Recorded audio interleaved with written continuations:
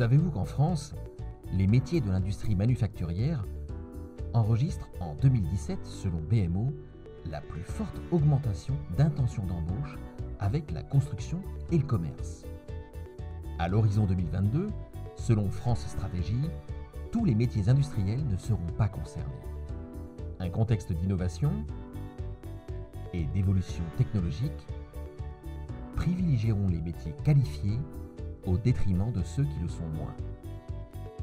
Sur le plan national, les postes de l'industrie les plus recherchés concerneront les techniciens et agents de maîtrise, les ouvriers qualifiés, mais également des chercheurs, cadres et ingénieurs. Des postes seront à pourvoir entre 2012 et 2022 dans les domaines d'activité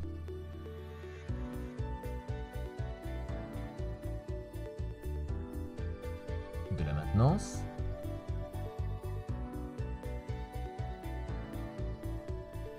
de l'industrie de process, avec 7000 créations nettes,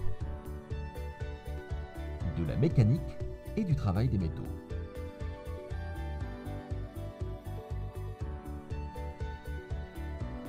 Des postes d'ingénieurs et de cadres de l'industrie seront également recherchés.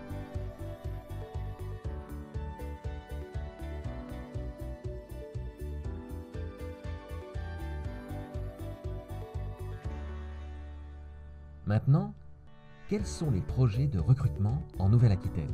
Selon BMO, en 2017, près de 14 000 projets de recrutement sont à prévoir, à court ou moyen terme, par les employeurs néo-aquitains.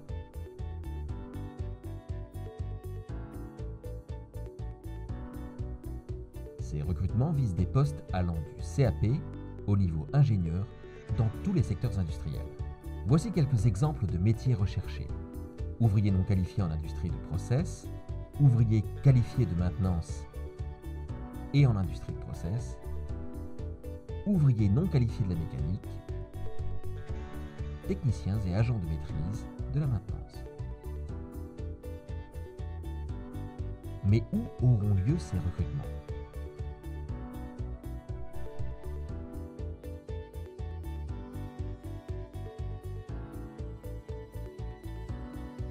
Selon l'enquête BMO, 47% des recrutements sont localisés dans 3 départements, dont 19% localisés en Gironde.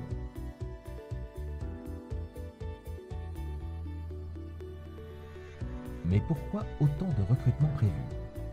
3 principales raisons sont observées.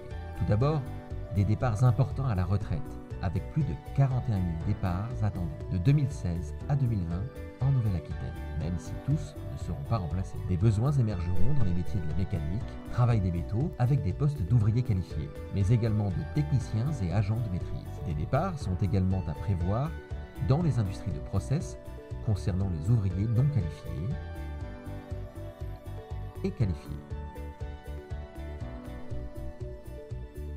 Dans le domaine de la maintenance, ce sont les techniciens et agents de maîtrise qui sont le plus concernés, puis les ouvriers qualifiés, comme l'industrie des matériaux souples, bois et l'industrie graphique, qui comptent également des départs d'ouvriers non qualifiés. Pour le domaine de l'électricité et l'électronique, ce sont les techniciens et agents de maîtrise qui incarnent un fort potentiel de recrutement. Enfin, de manière transversale, des postes d'ingénieurs et cadres de l'industrie seraient à renouveler.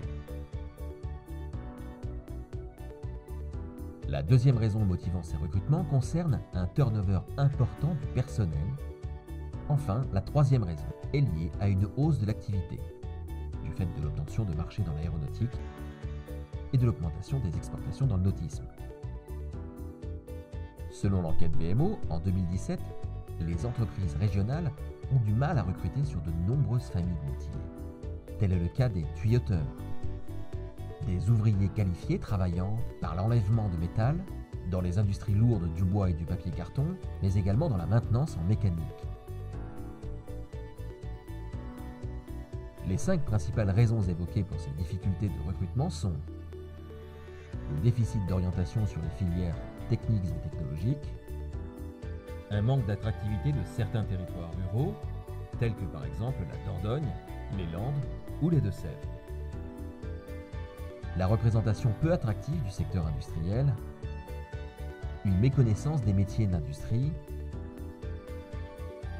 la rareté de certains profils tels que les soudeurs et les ouvriers qualifiés travaillant par enlèvement de métal ou dans le textile et le cuir. Les entreprises utilisent de nombreux canaux afin de trouver le profil adéquat à leurs besoins. C'est le cas de Pôle emploi, des services emploi des branches professionnelles, des établissements de formation, des agences d'intérim, des cabinets de recrutement, mais également le bouche à oreille ou le réseau, et enfin l'alternance, car 16% des employeurs accueillent un contrat en apprentissage et 10% des entreprises un contrat de professionnalisation.